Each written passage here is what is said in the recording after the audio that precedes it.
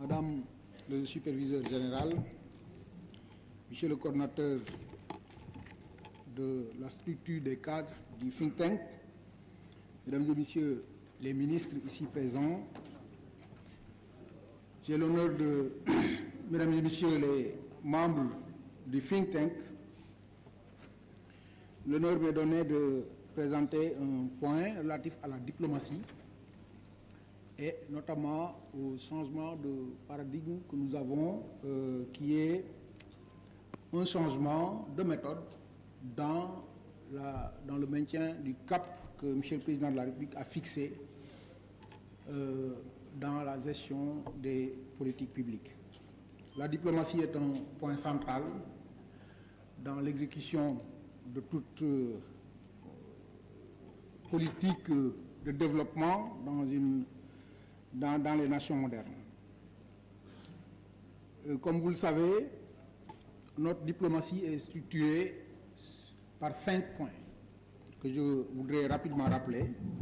Le bon voisinage, je n'ai pas besoin de revenir sur les détails parce que le temps ne le permettra pas. Le bon voisinage, le panafricanisme, le multilatéralisme, la promotion de la paix et de la sécurité internationale et la diplomatie économique. Tels sont les axes stratégiques qui structurent la diplomatie sénégalaise. Et le président de la République n'a pas dérogé à ces axes et il les suit avec une certaine humilité, mais une certaine fermeté également par rapport aux engagements qu'il a pris de faire du Sénégal un pays souverain, juste et prospère. Dans le cadre donc, de la thématique que je développe, je souhaiterais partager avec l'assistance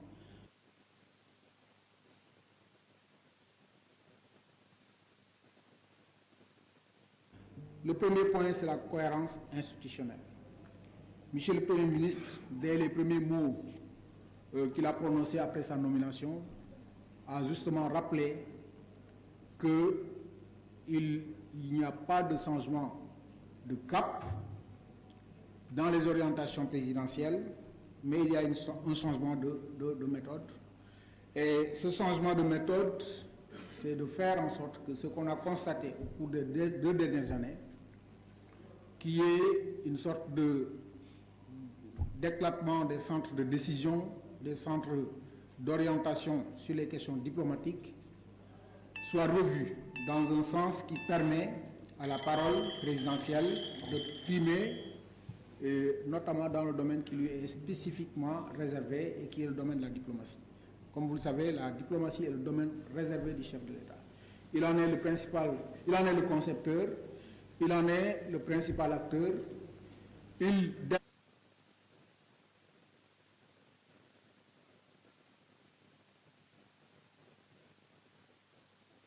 Ministre des Affaires étrangères, dans une diplomatie, c'est le président de la République et le ministre des Affaires étrangères. Et peut-être sur les questions économiques, le ministre des Finances, de l'économie et des Finances. Et Monsieur le Premier ministre, comme l'ensemble des membres du gouvernement, peuvent de temps en temps représenter le président de la République, assumer des missions de représentation et de négociation en fonction de leur secteur, s'agissant des ministres, mais dans tous les cas, on respecte toujours les directives présidentielles. Et au cours des 2 dernières années, cela avait un petit peu fait défaut.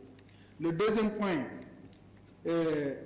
qui est caractéristique du changement de paradigme, c'est le renforcement des alliances. Au cours des 2 dernières années, on a constaté que les alliances du Sénégal avec des puissances dans le monde connaissaient de sérieux coups, notamment en raison de déclarations qui n'étaient pas tout à fait alignées sur les orientations présidentielles. Nous sommes tous témoins de déclarations vis-à-vis de dignitaires, vis-à-vis même de chefs d'État étrangers, qui n'étaient pas tout à fait ce que la volonté de M. le Président de la République pouvait donner.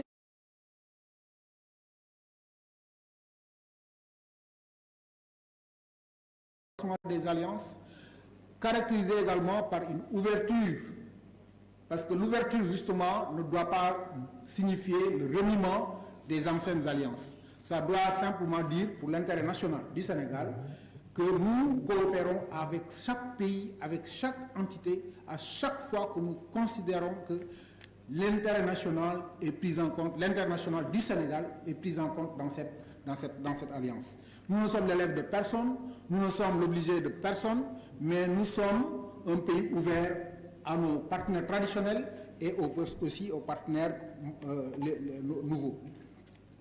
Je termine par un troisième point qui est le discours.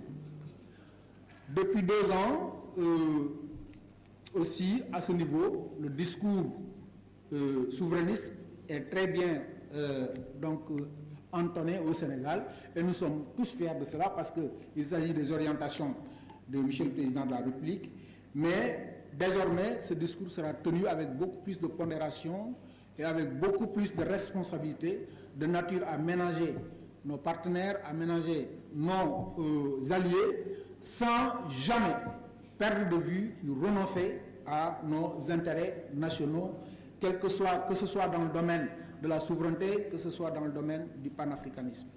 Tels sont les mots que je voulais dire et rappeler qu'en termes de délivrance, ce nouveau dispositif a déjà produit en 2 semaines ou en moins de 2 semaines des résultats très probants qui sont d'abord la libération récente de nos compatriotes qui au Maroc avaient été retenus pendant des mois, n'avaient jamais pu être libérés des griffes de la justice marocaine pour les raisons que nous connaissons. Et tout dernièrement, je pense que si c'est le vendredi, c'est le jeudi, le ministre des Affaires étrangères, de l'intégration africaine et des Affaires étrangères a signé avec Mme Amina Mohamed, secrétaire général adjoint des Nations Unies, un accord très important portant sur la maison des Nations Unies au Sénégal, qui est un accord extrêmement important parce qu'il nous garantit que le système des Nations Unies va continuer à rester et à se développer au Sénégal, à attirer, à renforcer l'économie nationale, en créant des emplois, en permettant au secteur touristique de se développer, en assurant une clientèle beaucoup plus importante à notre société, dans le domaine de l'aviation, etc., etc. Quels sont les quelques éléments que je voulais dire dans le domaine de la diplomatie relativement au changement de méthode dans le maintien du cap. Merci beaucoup à tous. Merci beaucoup, M. Baye-Mayoro. Vous l'aurez compris, professionnel de la diplomatie, pour ces questions-là ô combien importantes, comme vous le savez, dans le programme du candidat que fut M. Diomaye président, les pliés, rayonnement à l'international et également l'intégration africaine occupe une place très importante. Merci également pour ces orientations, M. Baye-Mayoro. Nous allons donner maintenant la parole à M. Ada Koundoul pour son intervention. M. Koundoul.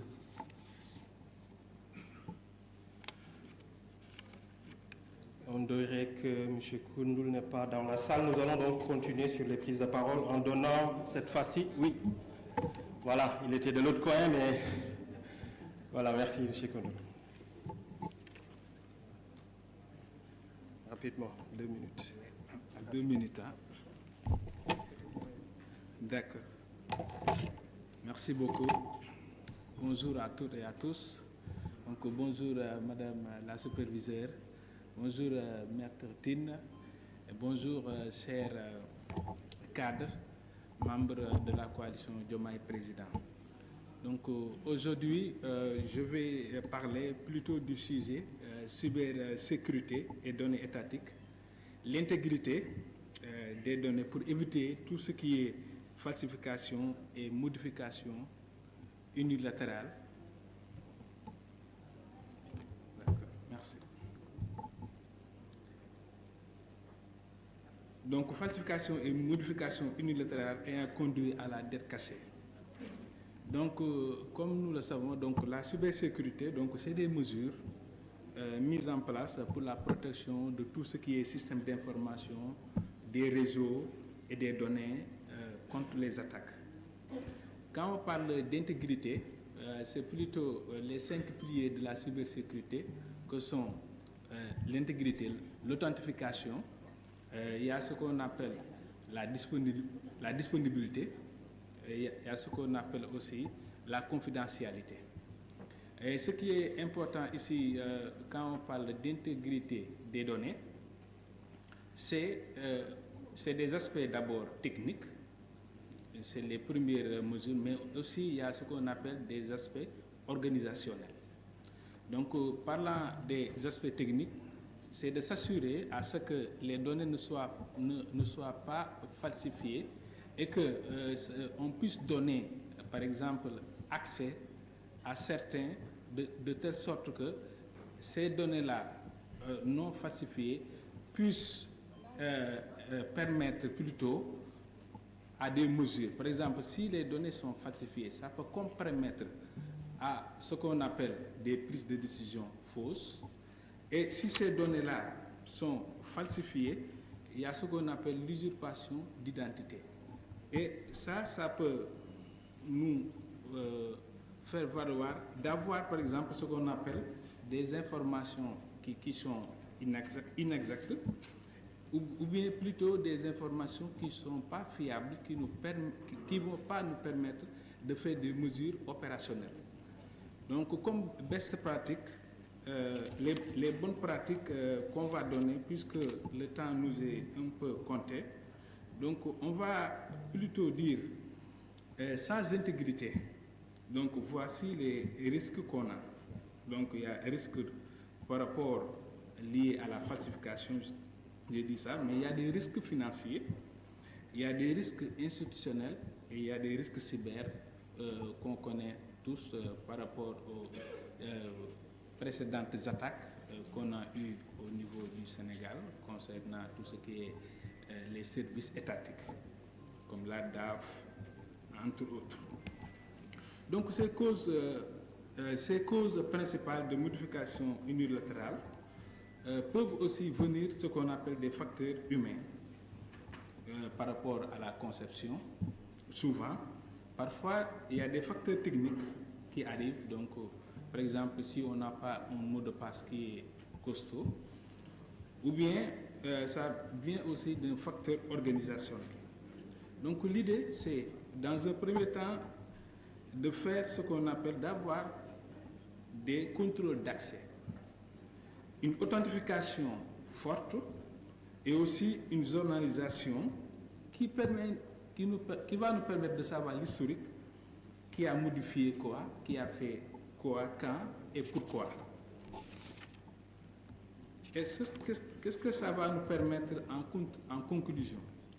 C'est que l'intégrité, ce n'est pas seulement un enjeu technique, je l'ai rappelé, mais c'est surtout un enjeu de gouvernance, de transparence et de confiance, qui va permettre, par rapport à la prévention de falsification et de modification unilatérale, une combinaison de technologies, de contrôle organisationnel et de sensibilisation humaine.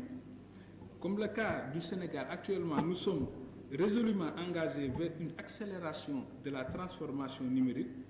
Il faut protéger l'intégrité des données pour que la gestion saine de ces ressources-là et prévenir toute forme de dette cachée ou bien de fraude financière.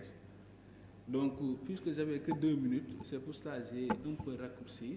Donc, je suis Ado Koundoul, expert cybersécurité, responsable aussi sociétal d'entreprise et aussi de l'économie sociale et solidaire.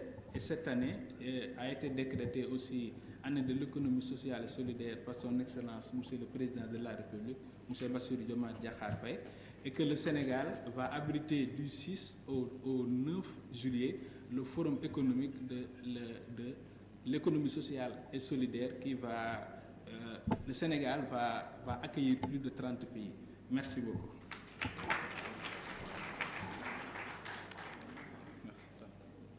Merci beaucoup, M. Koundoul.